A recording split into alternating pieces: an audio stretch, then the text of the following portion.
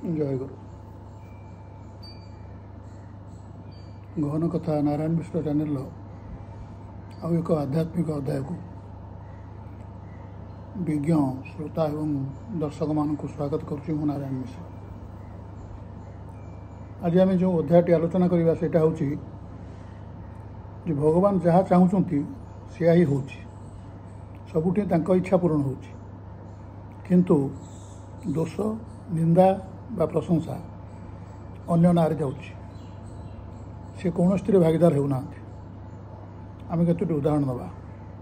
अभिमन्यु अभिमन्यु अल्प बयस मृत्युवरण कला कहीं भगवान थी तार कारण हूँ आम तार इतिहास को जीवा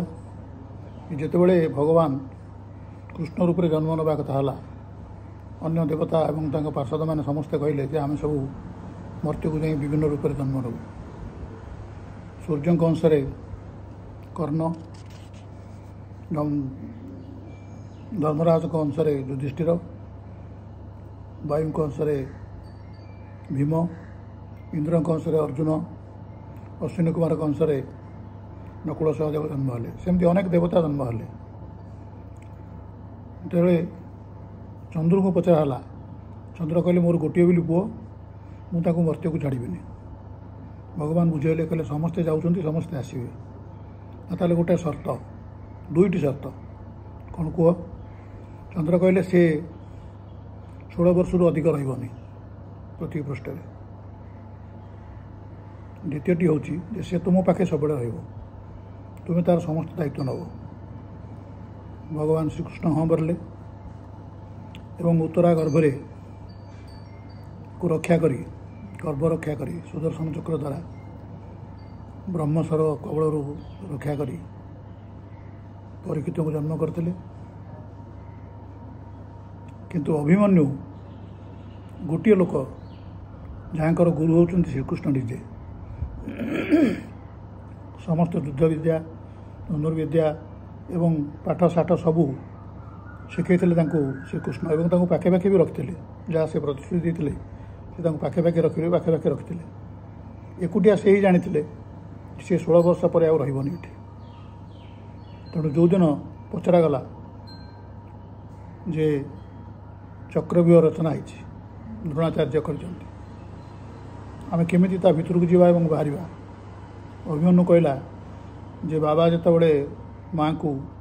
चक्रव्यूह विषय कहते भीतर को जावाटा मुझे शुणी माँ शोई पड़े मुझे शुणी बाहर को आसवाटा शुणी पारे कहीं भगवान अर्जुन कहवाटा है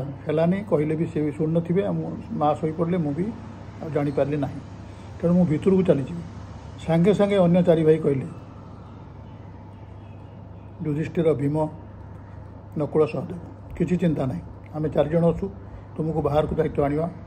आमर। भगवान टिके हसिले किंतु किसी कहले। तेणु जो दिन अभिमन्यु चक्रव्यूह भीतर को चलीगला सेतेबले चक्रव्यूह द्वारा मुहरे जगिला जयद्रथ। पांडव माने वनवास कला बेले एकुटिया देखी द्रौपदी को जबरदस्ती रथ उपर को जयद्रथ टेकी देता एवं गला बेले धरा पड़ला अर्जुन को द्वारा। अर्जुन भीम ताको बांधिक आणले कौन दंड दिज्व मृत्युदंड ही केवल दिज्व। से युधिष्ठिर कहले ना ना मृत्युदंड दबा ठीक नुह से आम रक्त संपर्क लोक तेणु ताकू अन्य किसी दंड दिजाऊ बालतिक 7 बेंटिया कर छाड़ दिगला। घोर अपमान है से भली अवस्था केमी राज्य को फेरबे। तेणु से जा महादेव को तपस्या कले घोर तपस्या बहुत कठिन तपस्या। महादेव संतुष्ट हेले से तो आशुतोष कहले कौन बर मागुच माग ना मु पांडव 5 भाई की हरइबी। शुण मुझे बर दे पारि मुझे तुमको गोटे बर दूसरी गोटे दिन अर्जुन व्यतिरेके तुम 4 जन को हर पार से तुमको पारे। यही जो बरटी महादेव जयद्रथ पाई सी जो द्वार मुहर जगिकी रहा चक्रव्यूह भीतर को अभिमन्यु जाते युधिष्ठिर भीम नकुल सहदेव 4 जन जाक हर भीतर को जावाक चेष्टा कर जेहेतु से आशुतोष बा महादेव को बड़े बलियान तेणु ताको हरई पारे नहीं और ये 4 जन जाक भितर को जापारे नहीं अभिमन्यु को रक्षा करें नहीं से अर्जुन को श्रीकृष्ण कौन एक कार्य बहुत दूर को जाते जो संध्या भितर से फेरवा असंभव तेणु ये सबूर कार्यर मूल होती भगवान से जानते ये तार 16 वर्ष पूरीगला से जीव एवं स्वर्ग को फेरीज ताको मरिया को पड़ो किंतु से जेहेतु अति प्रिय एवं पाखे पाखे सब रही श्रीकृष्ण तांकर गुरु अर्जुन तांकर बापा तेणु तांकू सी जे मरवे एक कथा अन्य कहारी मुंड भितर ना केवल भगवान ही जानी किंतु दोष तांकर हलानी सी सब जानते सी अर्जुन को दूर को नहीं से जयद्रथ बरर व्यवस्था करचंती एवं जयद्रथ द्वारा युधिष्ठिर भीम नकुल सहदेव हारिचंती या सत्वे सी दोषी नोली कौन ना दोष सब अन्य मान पाखे गला कालर गति तो अलगा अवश्यंभावी भावीना प्रतिकार जदि भवेत तरी न लिप्यति दुखी नलराम युधिष्ठिर जहाँ हबार थी ता निश्चय हम नलराजा रामचंद्र भली राजा युधिष्ठिर भली राजा जिते से दुख भोगिले आम कि मात्र ये अभिमन्यु कथा जो अभिमन्यु बध भगवान कहीं रक्षा करें नहीं आउ गोटे प्रश्न को जावा जिते शांतिदूत हिसाब से भगवान श्रीकृष्ण कौरव मान पाक बाहर खियापिया चलती द्रौपदी बाढ़ुंट समस्ते खाई बस युधिष्ठिर कहले मोर गोटे अनुरोध रक्षा करेंगे ना कह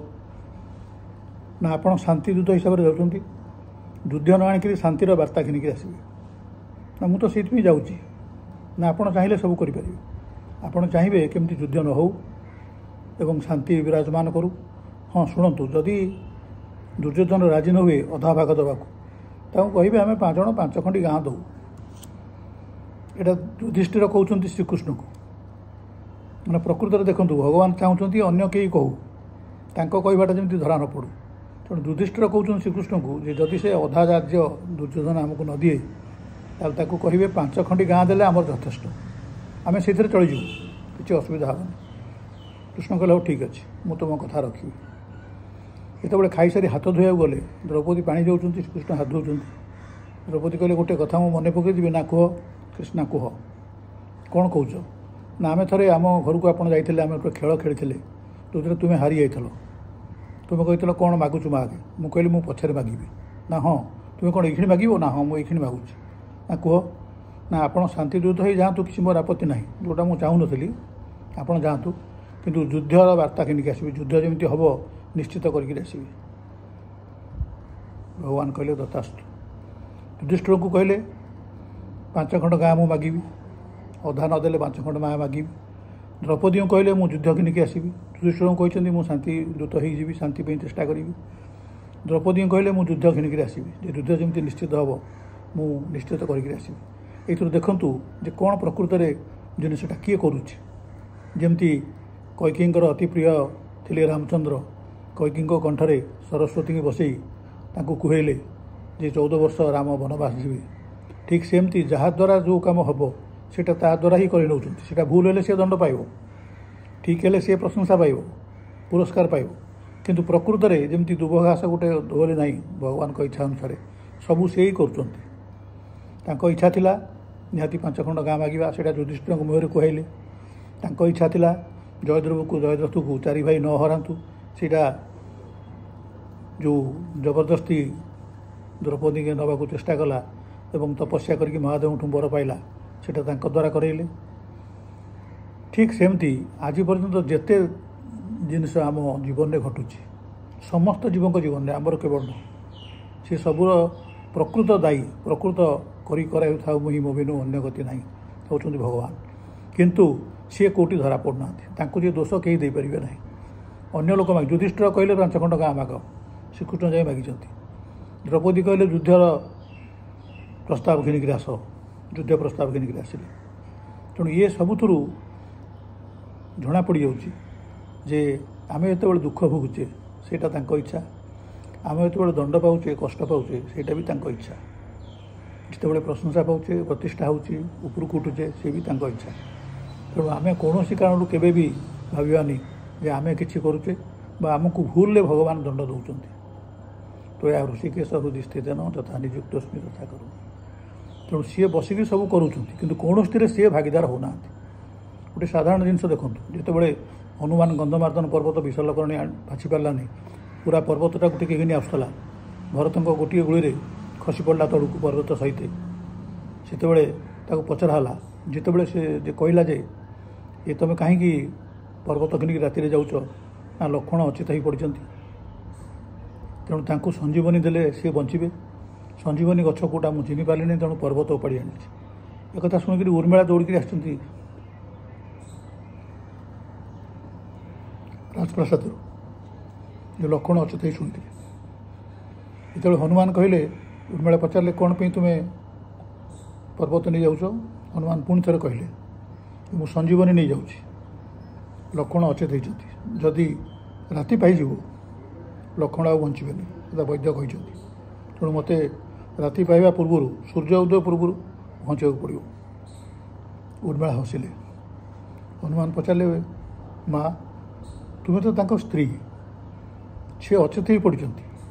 सकाळ हेले से मरीजी आप हसुँच कौन शुणिक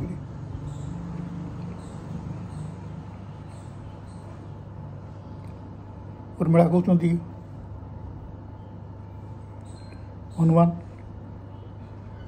से अचेत होते मु मना करूनी किंतु सूर्यंकर एते क्षमता नहीं जे सी चेता फेरिया पूर्व उदय हो सूर्यंकर एते क्षमता आसला कौटू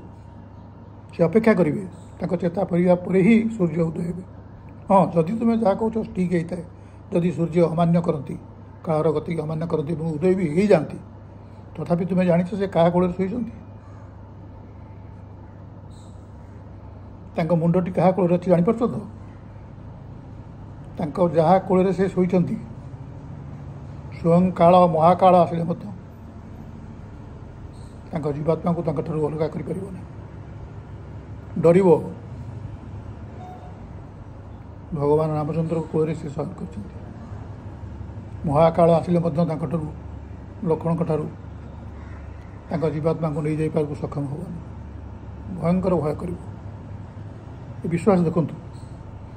जड़े स्त्री जे देखला जे भाई जाऊँच भाउज जाऊँच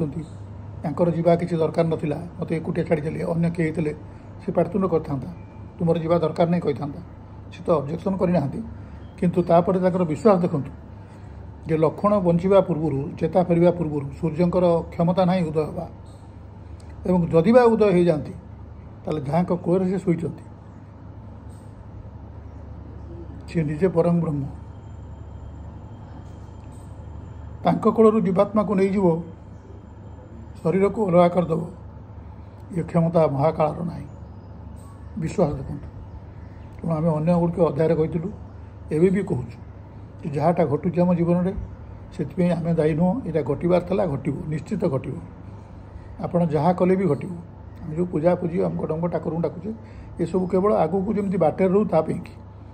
किंतु कार गति की अटकैया आमर कौन कहार भी क्षमता नहीं सूर्यंकर क्षमता नहीं बोली उर्मिला कहते आम कि छाड़ तेणु सदाबले गोटे जिनस जमी विश्वास था उर्मिलांकर से भली विश्वास पूर्ण विश्वास भगवान रखा कथा एवं जेहेतु सी सबुथे अच्छा सी सबू कराऊँ तेणु आम निजक भाग्य को दोष देवा आदौ उचित नुहे आपण मध्य जो मैंने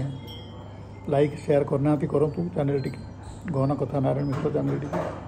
एवं चैनल टी सब्सक्राइब करने को कदापि भूलु नहीं निश्चित सब्सक्राइब करूँ आज ये नमस्कार।